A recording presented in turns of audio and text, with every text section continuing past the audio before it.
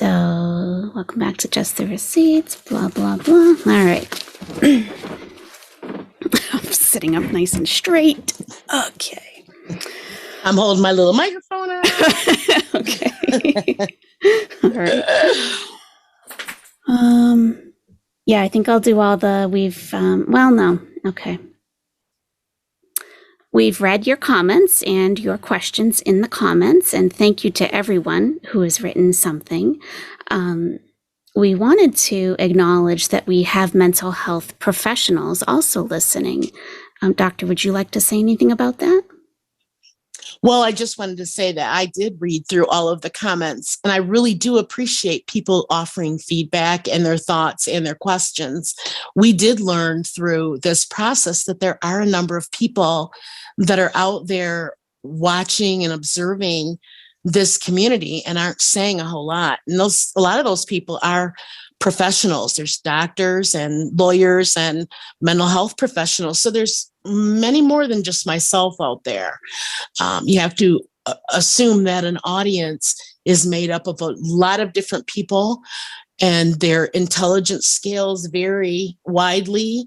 Their attention for topic matters are going to vary widely. So it's important to be aware that you're speaking to a very diversified audience as a creator. Mm-hmm. Yep. Especially if you're looking to attract certain viewers. Sure. A certain level, I guess, of intelligence and yeah. Okay. So today we took a couple of your questions and kind of within the same category. And next time we'll go through your questions again. And also, I'll leave that right in. Barking, growling dog. Awesome. Yep. Yep. Everybody's got to sneeze and growl. Yep. Oh, guys. Got one pawing at my thigh right now. Okay. I put mine outside. Oh, I'd be running out every 2 seconds to get them in from barking. I did that. Okay. So let's talk a little bit about the conflict that is created between creators. And if you think that that's intentional to create more views, if maybe they have an agreement between each other to do that, and if they realize the negative impact it's having on their viewers. Well, I'll tell you what I have observed. I have noticed that there is creator on creator provocation where a creator will attack another creator or criticize or otherwise talk negatively about them on a live with their subs there. And that's really very counterproductive, but it also helps to create that mob mentality we were talking about before, where your audience starts taking on the aggressions and the emotions that the creator themselves are delivering. So I've noticed some things that are very troublesome. I've noticed that there are some creators that will call authorities, and it's highly arguable that this is misuse of authorities, misuse of services. But they will, call authorities, report a creator, and do this on live to create salacious attention. And again, you have the crowd that responds in kind. It's like going to a concert and, watching somebody really destroy, the guitars afterwards and, or what have you. It's destroying more than it's helping. And in fact, there's an argument that was floated out there that sometimes this is intentional. In other words, a creator will agree with another creator to have an argument of some sort so that they can create this air of attention and attraction that will get viewers in. Now, one of our viewers to our video made mention of this, and I think it's really worthy of commenting. Their comment made reference to the fact that the wallets are open on both sides. When you have arguing going on, you've got creators going live to aggress another creator. that creator's subs are getting all of that, that noise, that aggression, that activity. They're absorbing all of that, and they're willing to throw money at it. Yeah, do it, take care of it, get it taken care of, whatever. They're buying into that creator's reasons for going, having an argument with another creator. And that other creator will, of course, do the same thing on their channel to respond in kind. And this goes on for a long time. Now, let me just mention that this happens in lots of different YouTube communities. I observe this in the reality T community. There's a whole separate, genre for different interests, of course. And, so this goes on across different communities and platforms in YouTube. It's not just, our true crime community that I've been observing, but it is alarming on many levels. First of all, I shouldn't have to state the obvious that it's misuse of emergency services. And I'm keen to be aware of the fact that while, first of all, in our United States, we've had some big divides and some interest in, defunding police and so on and so forth. And that translates into smaller workforces, which also translates into more stress on emergency services. And they can only do so much at such a time. They have to prioritize 911 calls these days, and some things never get answered. How much of those calls are interfered with by people that are misusing emergency systems? Creators should not be doing this. They should not be doing this. They should be modeling behavior that they want to perpetuate on their channels. And if that behavior is aggression and bullying, they themselves need to be canceled, and they need to be canceled by the viewers. Right. There's a viewer responsibility that's in play here that a lot of viewers don't recognize. That when they view any video or they attend live chats, they are supporting that creator. Correct. So when that chat room fills up, when you have the most dramatic, they're calling the authorities, they're saying right now, this person in your district, when people flood the chat room, that of course encourages that creator. And if you don't agree with it, leave the chat. I guess well, Mm-hmm. Oh, I'm sorry. No, go ahead. Another dynamic that goes on is they will do dueling lives. Mm-hmm. See, sometimes, I suppose this could be an agreement between creators. I'm not sure, but I've seen creators having fights and they're both live at the same time, and their subs are going from place to place to place. I've seen a creator say, go tell so-and-so such and such, mm-hmm. And people will do that. I mean, this is a very disturbing dynamic that's happening with that. Mm-hmm. And where it can be pre-planned. I don't know if you're aware of the term of multi-channel networks, if you're familiar with that. I guess maybe I've heard the term before. I guess in context, I might not realize what you're applying it to. Yep. So it inform me. MCNs, or multi-channel networks, are management companies that will they will manage your channel for you. They get a cut. From the last I heard, it was like about 20%. It might be much more, but they'll promote your videos. They'll get you other creators within your genre or even outside to collaborate with you, and they'll set that up for you. And you can grow your channel to a much larger base if you employ one of these management companies. So these MCNs have groups of creators that they manage. And I think I saw an example of it on one of MGL's videos. And I actually made a video and I said, this multi-channel network. There was a new creator that was on her panel. I had never seen him before. They weren't very nice to him. And, it was hard to understand, why is he on the panel? They don't seem to want him there. And they got, and Bullhorn Betty was on the panel, and it was just, it turned into them basically sexually harassing this poor man. And it was very uncomfortable to watch. So I had to make a video out of it. Like, look at this poor guy, you know? And he had a much smaller channel at the time. And hopefully he's grown, you know, much larger since then. And I thought she might be part of an MCN now. And that might also be why she has cut ties with Tiffany Marie and with Laura. They probably wouldn't agree to an MCN. They don't have maybe the dedication that MGL has to her own channel. And maybe they don't want to take it that serious. And I'm sure they have a whole host of reasons why they wouldn't want to be involved in that. But I thought the timing of that was very interesting. So these MCNs, my theory is that they're getting creators under their management to create fake fights and fake conflict, or as Ziggy would say, fake outrage. Fake outrage. You know, this is interesting. I did not know about this network, and it's probative. So I've put this on my list to start looking into.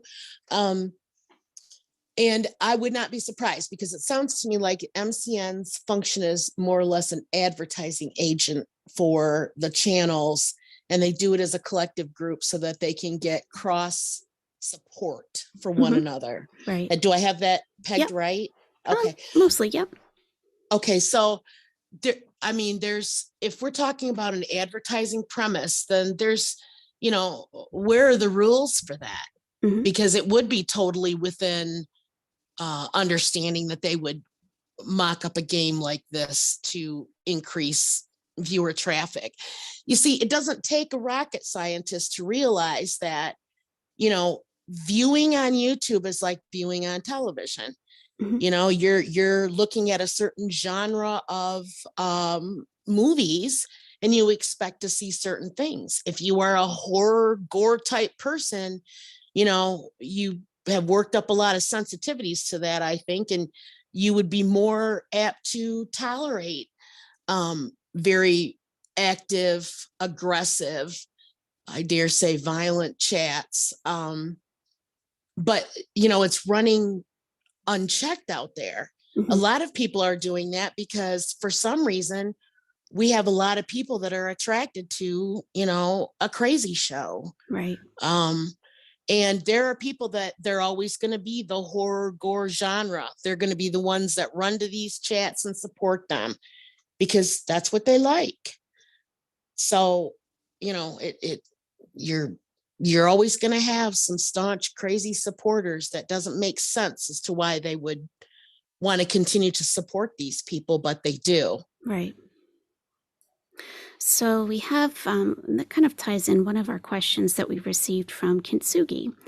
And she says, how can we avoid being drawn into creator conflicts? So this impacts the viewers a lot. And that's her question for you. Well, first of all, thank you for the question. Secondly, it's kind of a hard question to answer because we're talking about a channel in which a creator has ultimate control. And while there's a lot going on during a chat, it might be difficult for a creator to keep track of things. They have ultimate control, and they're in charge of, creators have the ultimate control, and they're in charge of setting the tone in there as well as the rules for their moderators. A great deal of what we're talking about here when we talk about, you know, aggression and the bullying and the struggles that are going on, it's difficult to be in the room and witness that. Even if you're not actively chatting, it's hard to be in a room where everybody's arguing and there's a lot of loud stuff going on that, you know, is conflict. The only way that you can protect yourself is to self-examine. How is this making me feel? Am I getting anxious? Am I feeling, you know, upset and frustrated? Do I turn off this channel and feel worse than I did when I turned it on? These are some physical signs that you can look at and realize that maybe you don't have healthy enough boundaries to say, you know what, my viewing is valuable. My view on a channel is valuable. And I'm not going to give it to them because every view counts. And let me tell you, every creator is keeping track of how many views they're getting and how many people are showing up in chat and that sort of thing. The only way you can protect yourself is to do your own inventory. Is this good for me or not? And if it's not, then choosing other channels would be a better choice, a better way to go. There are certainly enough channels out there covering whatever topic that you're looking for, and they're doing so in a way that's not creating drama and frustration and struggle and inciting anger and fights. So this would be the viewer that has to set up healthy boundaries for themselves and decide, you know, am I feeling good about this? And am I not? Why am I watching this person? Does this person have something I value? Some people will watch and not, is this a creator I want to participate, really get involved with and be part of their chat. I mean, some days you might feel like you're in an argumentative mood. How many times have you, that's not a fair question. Let me restate that. Have you ever been in a bad mood and you decide you're going online and you're going to just look around and try to get your mind off things and find that your negative mood is coming out in the comments you're making? Do you ever have that issue? I find that I have that issue. I find that if I'm in a crappy mood and I go in there, I probably should just be watching and not speaking because I'm not going to contribute anything positive. I don't think, a lot of people do this self-inventory thing. And one more thing, mods have a huge, huge role here. They control the spin on the culture, and creators really need to be reining in mods, having sets of rules for them, and basically codes of conduct, because those are the frontline soldiers, and we're all giving them the esteem of holding a wrench. So it's ridiculous to have a ton of mods in there. I think it's ridiculous also to put so much weight on the fact that there's someone's got a wrench. Having been a mod, it's a crazy job to have to keep up. But there's lots of mods that are in there just chatting and writing stuff in there. And, there's statistical information you can look up to see how much your mods are chatting, how much your chatters are chatting. And if your mods are chatting a whole lot, they're controlling the narratives that you're putting out there. They're in control of that. And that can be a bad thing. That's right. And I don't know about all the different streaming services, but I know on Restream, you can go back to see the average. You can actually look at, I think it's each person who was in your chat and how many messages they sent during your live stream. So if you're seeing that your general chat is sending, an average of a certain number, and then your moderators are way above that average, they're shifting or they're controlling the tone of your channel. Mm-hmm. Yep. And really, in my opinion, moderators, well, I'm not going to give my opinion. Why not? I mean, I'm giving my opinion. These are all opinions. These are discussions of what we're seeing and trying to share information to help everybody in the community. Yeah, that's true. And you did a great job editing earlier when my dog started growling. So thank you. That was perfect. I was like, wow. You're very welcome. Thank you.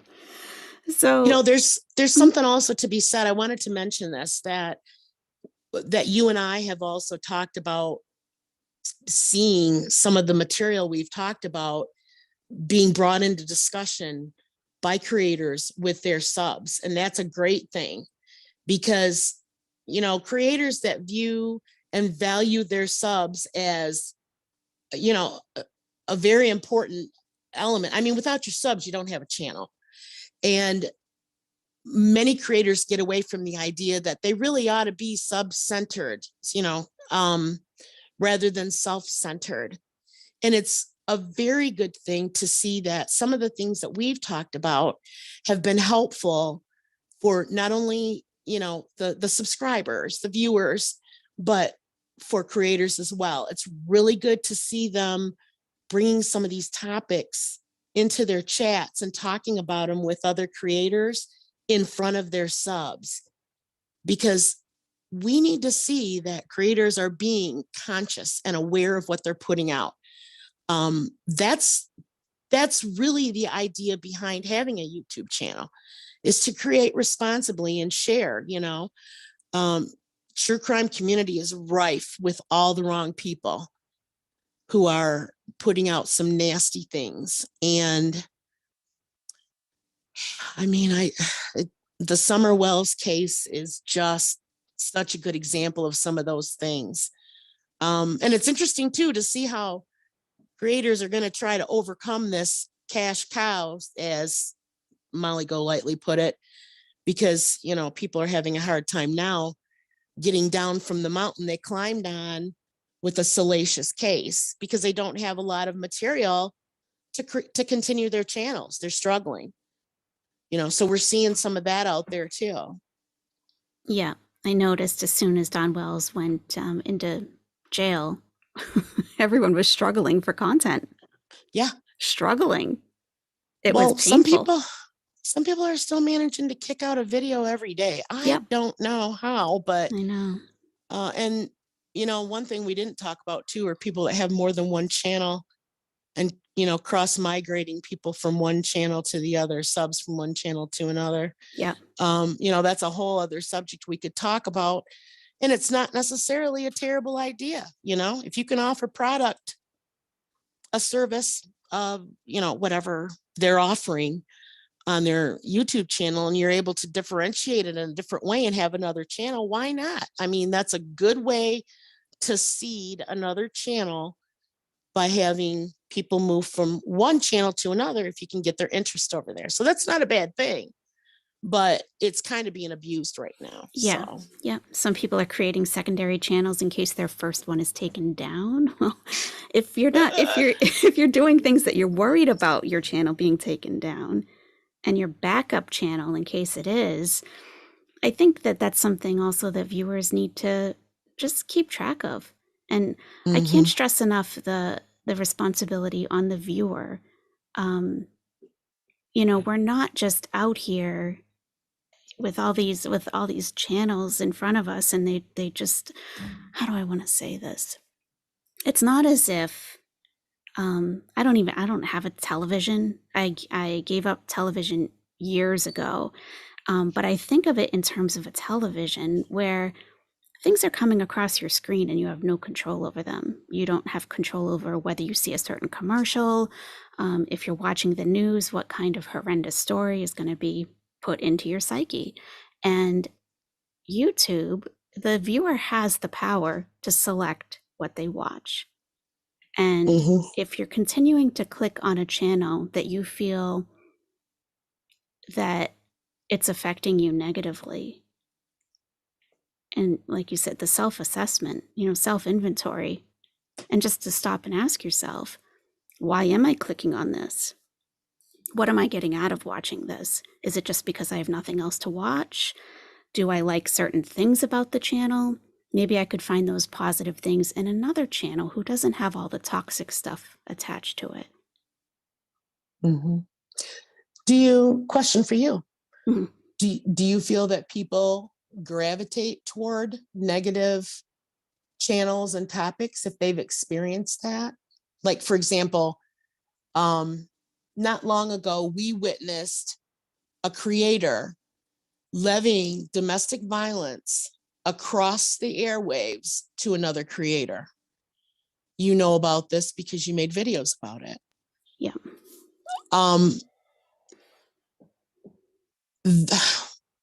There's a lot of things that could be said about that sort of thing. But why would people continue to be attracted to watching the individual that perpetrated the supposed DV across, to the other creator? Why wouldn't people in droves stop watching that channel? What keeps making that channel successful, or at least exist?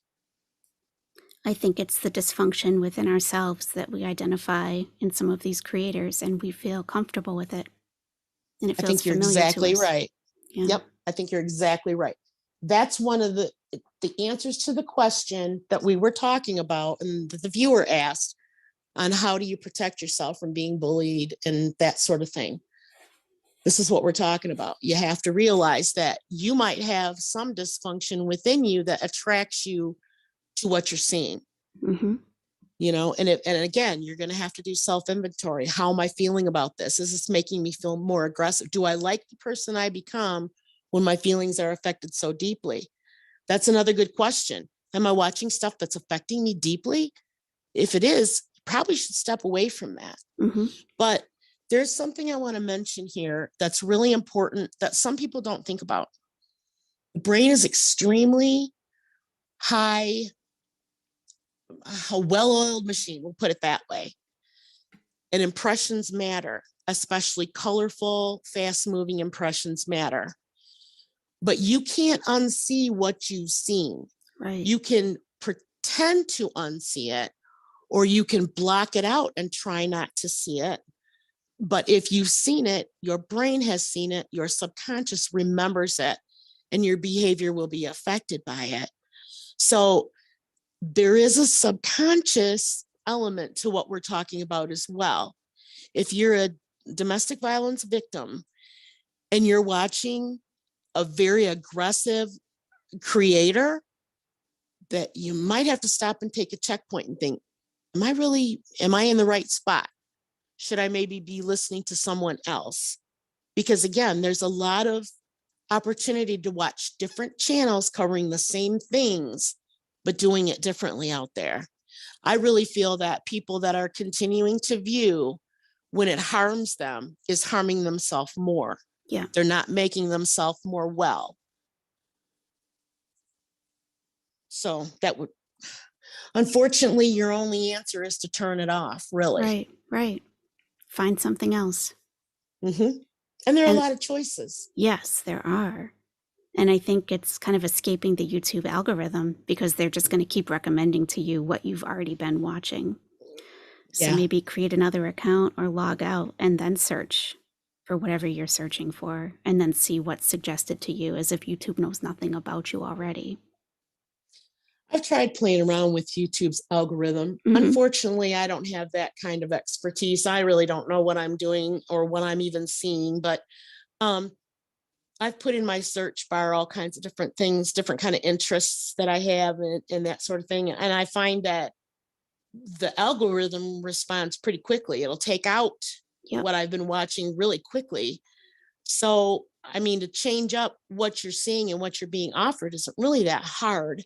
You just drop in, well, as you say, you can sign out and sign in this, under a different thing and start afresh, or start dropping in different things like, rock painting or, different things. And you'll start getting, well, I watch animal videos. All right. I'm going to do some,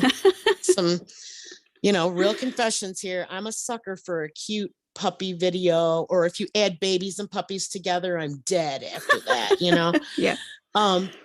So I'll put in there, like cute animals or whatever, and I'll get farm videos and I'll get all kinds of stuff, It's not that hard to change up what you're being offered.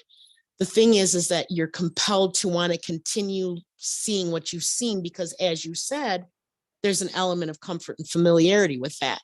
Plus, you're expecting to always figure out what you could do different that you didn't the first time. Right. And you're kind of trying to therapy yourself on an already sick premise. Does this make sense? Yeah. Okay. Yep, it sure does. Yeah. There are, and I'll share something with everyone. I have been in therapy on and off throughout my life. I find it to be very helpful. But I know that there are a lot of people who are very resistant to therapy. Either they had one bad experience or they've heard of someone having a bad experience and not realizing how beneficial it can be. Even if you don't have anything going on right now, just to examine your beliefs and thoughts about certain things and how you react to moments in your life that may not be appropriate for this stage in your life, but could have been 20, 30 years ago, and you're still using that same reaction. That's and I am not a qualified professional. I don't have those kinds of letters after my name. but I know that that's the premise of cognitive behavioral therapy, CBT, to look at your behavior, and if your reactions and how your way of thinking. And I shouldn't go any further on this because it's out of my wheelhouse. So I'm gonna edit part of that out. I should not be talking All about right. that. But yeah, I think that. So, and I know that some people are resistant to therapy, but like you say, thinking that just because you're out of a situation physically, that your mind is, suddenly 100% healed and you're on a new path. Sometimes if you've been through something especially traumatic, it does take a professional who's trained in exactly what you have been through, and how to reframe things for yourself to get you there. And going back to Mm-hmm. those familiar behaviors, like you have a man, sitting at a desk critiquing women's physiques as a form of, roasting them, or he doesn't like a certain creator and wants to analyze her body in front of a chat room full of women. And if you're staying in that chat room, and are you familiar with that type of treatment? And if you are, do you need to perpetuate that by yourself, for yourself, even though you're no longer in that situation? Unfortunately, I've seen this too much. Yeah. I wish that I didn't, but I have seen this way too much. I've seen a lot of judgment about physique.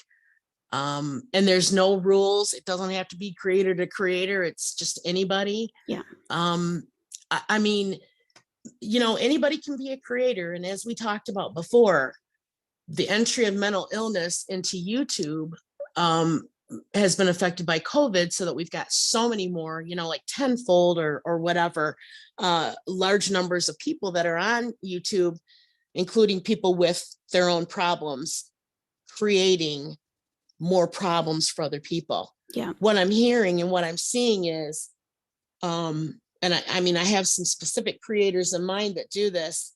When you vilify another person's appearance, you're creating damage, not only to that other person, but you're creating damage to your entire viewer base, even if they don't know it. Right.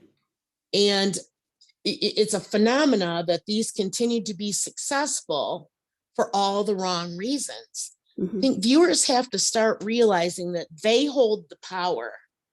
The creators don't hold the power, the viewers hold the power.